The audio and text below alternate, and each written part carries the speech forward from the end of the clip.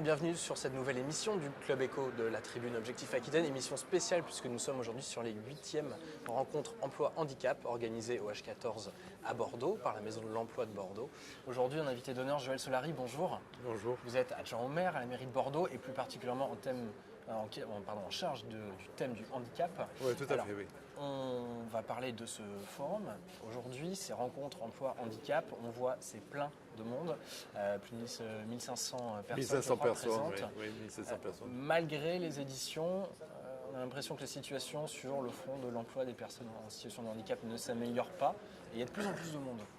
C'est justement ça, mais c'est aussi ce qui fait sa réputation, parce qu'au fait, on a démarré petit, bon, au départ, c'était 500, 600 personnes, puis petit à petit, on est monté et on est à 4500 personnes, à tel point qu'on est le deuxième forum le plus important de France, reconnu, si vous voulez, le premier en Aquitaine, bien sûr, mais le deuxième de France.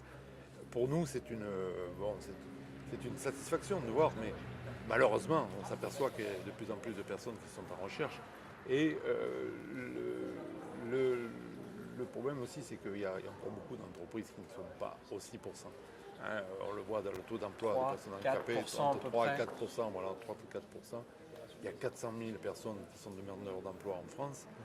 C'est plus de 20 % de chômage de ces personnes handicapées qui sont en situation de pouvoir travailler, que ce soit à mi-temps ou à plein temps. Avec des compétences, avec de l'envie, il faut le rappeler. Voilà, tout à fait. Alors, il vient aussi le problème de ces personnes, de la formation des personnes. Parce que la plupart n'ont pas eu la possibilité de suivre un cursus ordinaire d'enseignement.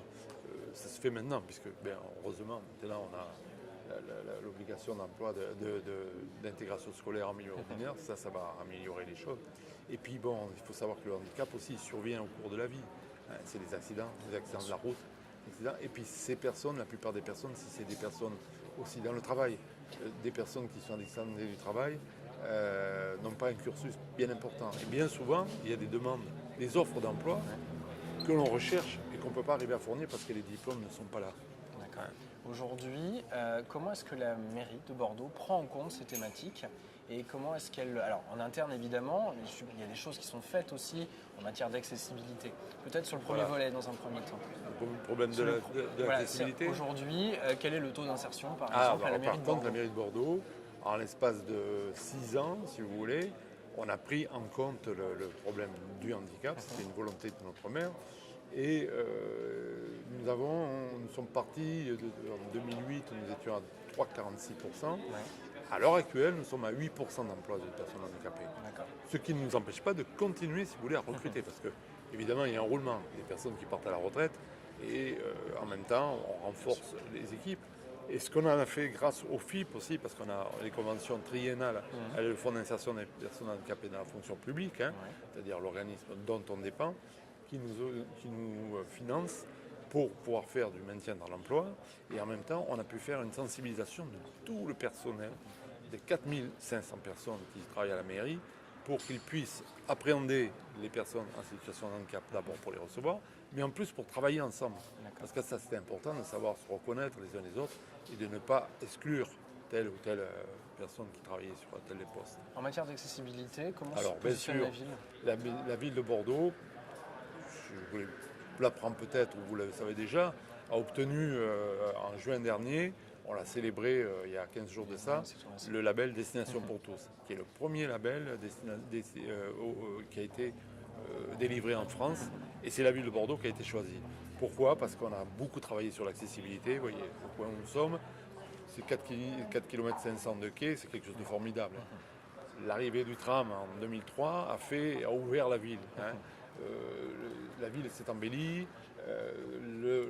du coup, tout autour de nous, les gens s'y sont pris, on ramène leur façade, on fait que ce soit une ville qui soit belle, qui soit propre, et en même temps, on a renforcé l'accessibilité, soit au niveau du transport, le tram lui-même est à 100% accessible.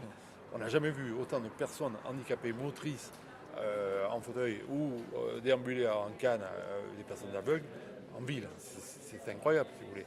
Et les touristes viennent beaucoup par et beaucoup de personnes handicapées donc, vivent dans Bordeaux. On a un problème au niveau du logement, parce que ça, le logement adapté, c'est pas évident, surtout pour le handicap moteur. Mais comme vous le voyez, ces personnes sont là. Pourquoi? Parce qu'en plus, on a je veux dire, au niveau du centre hospitalier universitaire, c'est énorme. C'est des équipes médicales qui font que des personnes sont rapprochées aussi pour ça.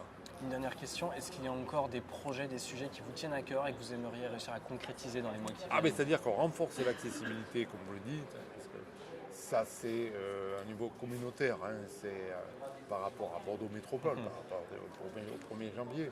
On a besoin aussi de revoir aussi certaines voies qui ne sont pas très accessibles, et surtout les commerces en ville, où il y a quand même la ronde des quartiers qui est là, qui aide avec la chambre des métiers, la chambre de commerce aussi, parce que ça aussi, ça freine, hein, si vous voulez, la possibilité d'employer des personnes. Il y a un rôle d'évangélisation finalement à faire auprès des commerçants? Tout à fait, mais on le fait ensemble et ça se passe très bien, ça fonctionne très bien.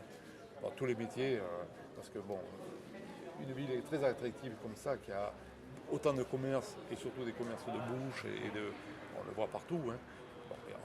Il faut pouvoir les rendre accessibles, si vous voulez. Ouais. Joël Solari, merci beaucoup d'avoir participé à cette C'est émission. moi qui vous remercie de venir nous rencontrer. Avec plaisir. Merci à vous d'avoir suivi le Club Éco. Rendez-vous très vite à nouveau pour une nouvelle émission. Passez une excellente journée. Au revoir.